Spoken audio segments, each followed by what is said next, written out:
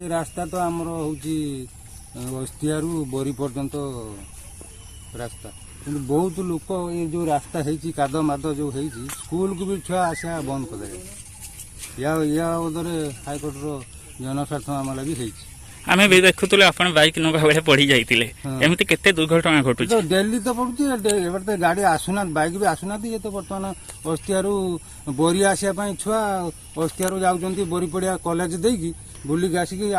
7-8 kilometre बुलिक जेहेतु स्थानीय सरपंच मध्य आपण के पाखरे रहिचंती से कोन किछि बुझुना अभियोग करथिले ए बाबद रे।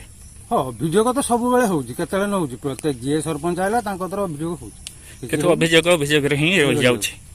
कौन चाहती आमे चाहू कौन आम रास्ताटा हेने जावासा लोक भी उपकृत हे स्कूल को आसुँच छुआ सी भी उपकृत हे एबाट भी बोरी स्कूल को भी जाऊँच छुआ सी भी उपकृत हे सी बुलिक न आसिक यही रास्तार जी मधुर पंडुआ बापा आनंदी पंडुआ घर मागुर बढ़िया विषय ये रास्ता तो दीर्घ 20-25 वर्ष है रकम अवस्था तापर ये रास्ता आमर रुडुंगा ठू बोरी पर्यंत माने यार दैर्घ्य रकम अवस्था केते यातायात करछन केमते लोक या ऊपर तो आम मठ मागुर ओडिया पूरा पूरी बेस तापर रुडुंगा लोक भी छुआ भी जाउछंती आमर एठिकी पाठ पढ़िया बोरी हाई स्कूल को बोरी मॉडल को आ रकम असुविधा छुआ जाउछंती पड़ी जाउछंती छुआ आर बाटे बुलिक जाउछंती आ नाई न माने नाई न ये असुविधा सम्मुखीन होती ए बाबद क्या जनइले आप ये बाबू तो प्रत्येक थर तो जना हो लोकाल सरपंच को जना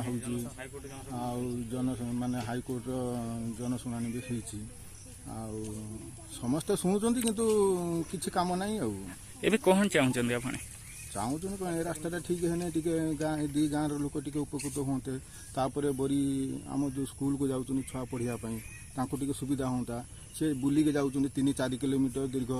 बाट बुलिक जाऊँ स्कूल को फेर बुलिक आसुँच तो ये तो टाइम पास हो जाऊँगी से पढ़े के छुआ ये पड़ जाऊँच कार गुड़ खंडिया हो कार जामापटा ड्रेस खराब हो जाऊँगी एरकम असुविधा हो आमे कहिबु आपणक कथा आमे देखाइबु आपणक समस्या आमे पहुंचाइबु सरकारक पाखरे कहा चापरे दबिबनी आम स्वर कहा धमकरे बंद हबनी खबर प्रसारण आमे देखाइबु आपणक सत केवल निरपेक्ष खबर परिवेषण जी खबर ओडिसा रे।